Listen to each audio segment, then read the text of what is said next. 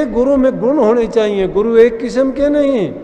कहते हैं जगह जगह कहते हैं कि गुरु हैं 4 प्रकार के अपने अपने अंग, पारस गुरु, दीपक गुरु, मलिया गुरु, गुरु भृंग।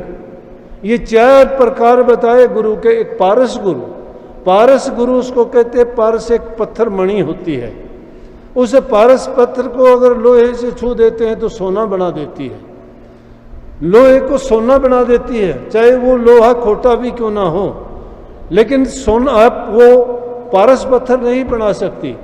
इसी प्रकार से जो कुछ जीव होते हैं वो अगर गुरु के पास जाते हैं तो उस पारस पत्थर का गुण उन गुरुओं में होता है, तो उनको लोहे से वो उनको सोने की तरह से सोने जैसा इंसान बना देंगे।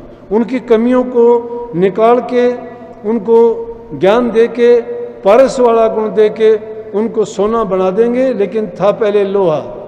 दूसरे किस्म के गुरु को है दीपक गुरु।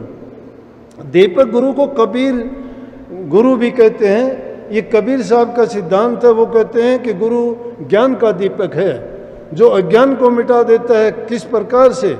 अंधेरे को अज्ञान मानते हैं, अंधेरे में कोई चीज़ नहीं सूझती। अज्ञान भी वैसा ही है, अज्ञान में हमें कोई चीज़ सूझती नहीं है। तो जो ज्ञान गुरु है, दीपक गुरु है, वो कैसे है कि एक दीपक अगर जगता हुआ है, जिस प्रकाशमान है, प्रज्वलित है, वो उसके साथ में हजारों दीपकों को अगर रख दोगे वो सबको जला के उनमें उसी तरह से प्रकाशित कर देगा जिस प्रकार का उसमें प्रकाश है। इसलिए उस गुरु उनको ज्ञान देके अपने जैसे ही बना देगा। वो तो पारस पत्थर अपने जैसा नहीं बना सकता। इसीलिए कबीर साहब ने कही पारस में और गुरु में यही अंतरो जान।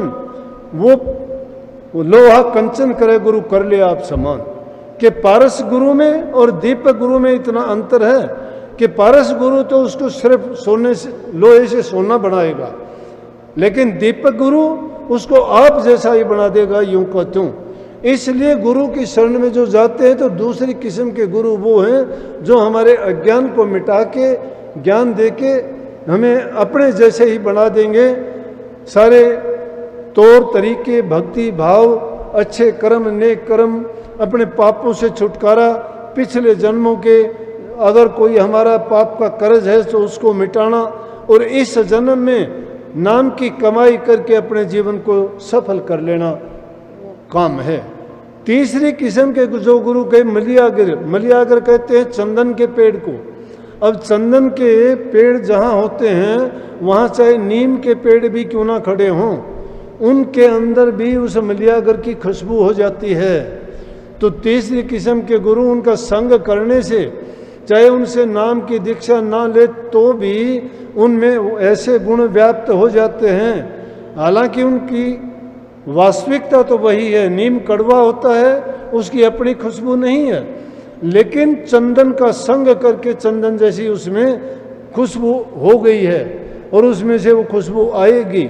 इसी प्रकार से संतों और महापुरुषों का संग करने से हम में भी वो अच्छे गुण आ जाते हैं और धीरे धीरे करके हमारी दुर्मति भागती चली जाती है।